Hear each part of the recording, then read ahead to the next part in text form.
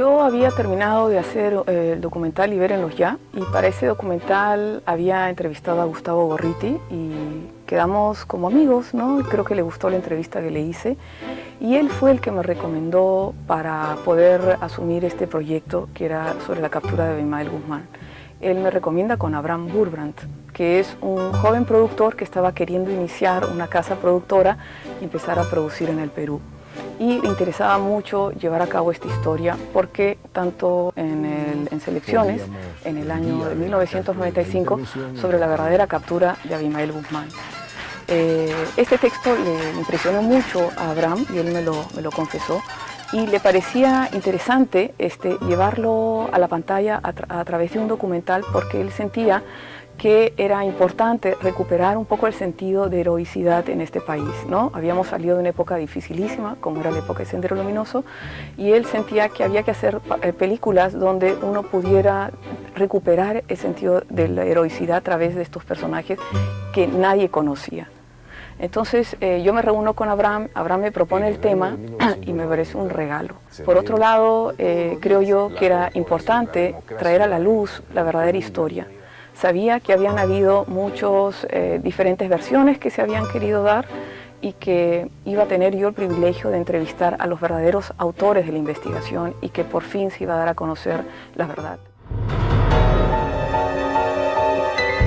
Lo primero que hicimos fue hacer una ronda de entrevistas a agentes del GEIN que habían hecho la investigación entre el año 90 y el año 92, que son los años que ellos están investigando. Y tuve la suerte de poder reunirme como con 8 agentes del GEIN, entre ellos las cabezas, que era Benedicto Jiménez, el general Miyashiro y el general Hirano. Tuvimos que convencerlos de que era un proyecto serio. El hecho de que tuviéramos de alguna manera como padrino a Gustavo Gorriti fue muy importante, creo que le dio mucha seriedad a esa etapa de investigación.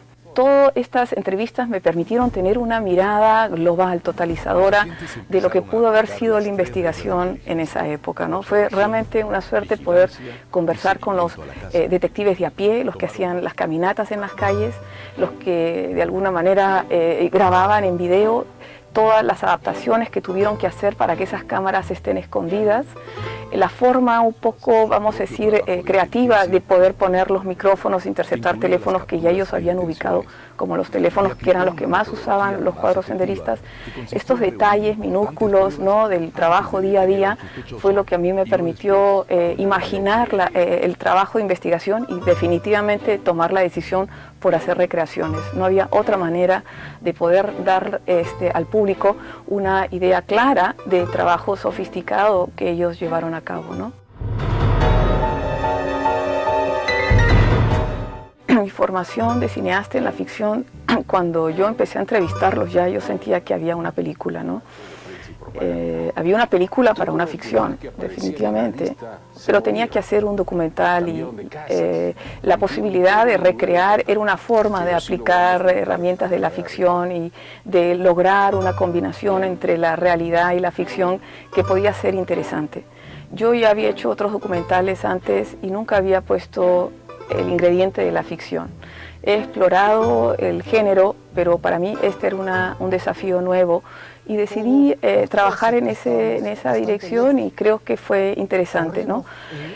Un elemento que fue valiosísimo para poder llevar a cabo las recreaciones fue que en un momento los agentes, los que habían hecho las grabaciones en video, en su momento, entre el 90 y el 92, en las calles, siguiendo los cuadros senderistas, tenían un archivo pequeño que decidieron compartir conmigo.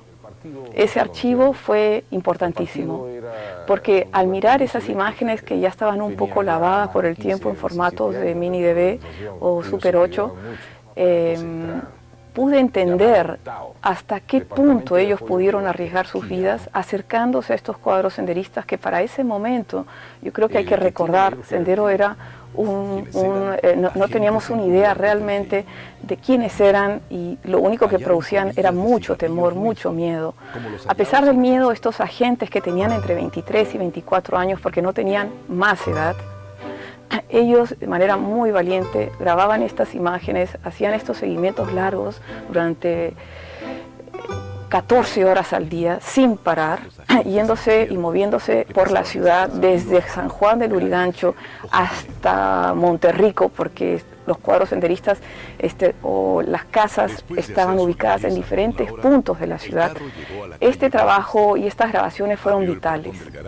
A partir de estas imágenes, nosotros pudimos reconstruir y hacer una puesta en escena muy cercana a esa realidad de esa época, ¿no? Pudimos lograr conseguir los duplicados de los carros, que eran los Volkswagen, que en esa época se usaban mucho, duplicados de casas.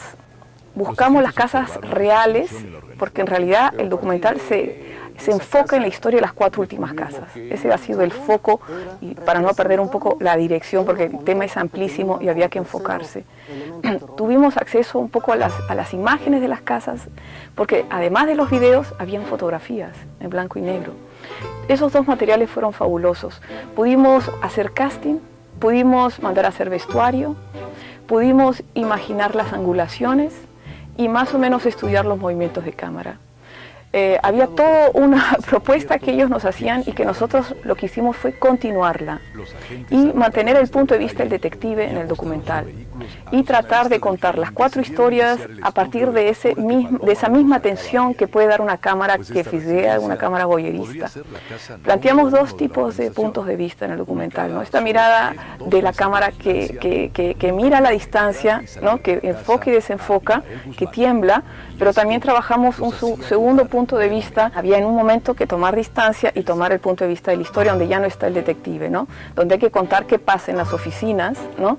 Donde hay que contar qué pasa con los personajes. Nosotros en el documental utilizamos un narrador y hubo mucho debate sobre cuál era la posición del narrador. De hecho, que la puesta en escena de la palabra es todo un trabajo complejo en el documental.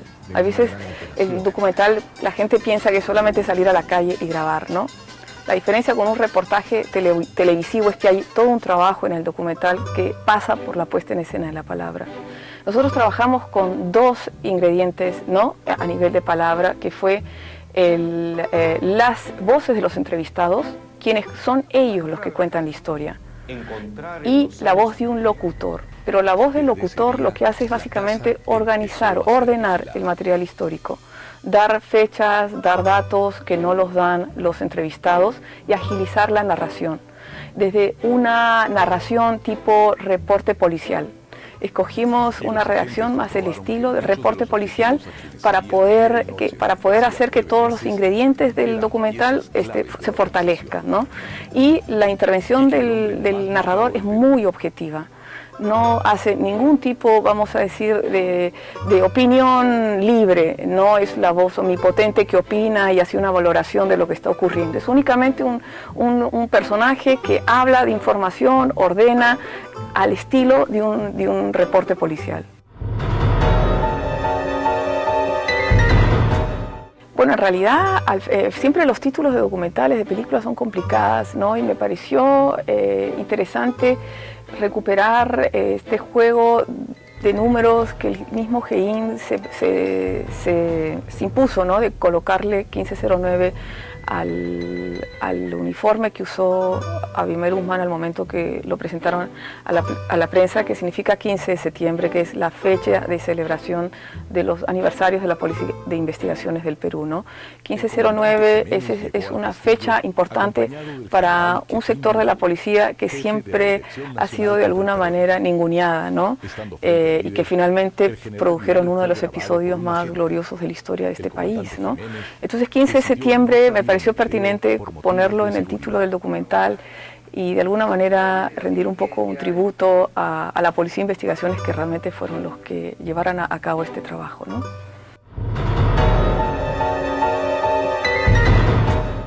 Bueno, en realidad el productor, Bliss Producciones, lo que ha hecho ahora es tratar de tentar ir a festivales que puedan interesarle estos temas, ¿no? Ha tenido muy buena acogida con cables internacionales en lo que es la venta del documental. Ha sido vendido ya a Discovery Channel, sobre todo considerando que el próximo año se cumplen los 20 años de la captura de Abimael Guzmán. Les interesó mucho, les gustó el material, el tratamiento y lo compraron. y ahora estamos viendo de poderlo transmitir en algún canal local. Que él estaba vivo. Pero no teníamos la certeza de que en esa casa podíamos, el día de la intervención, encontrarlo a Guzmán.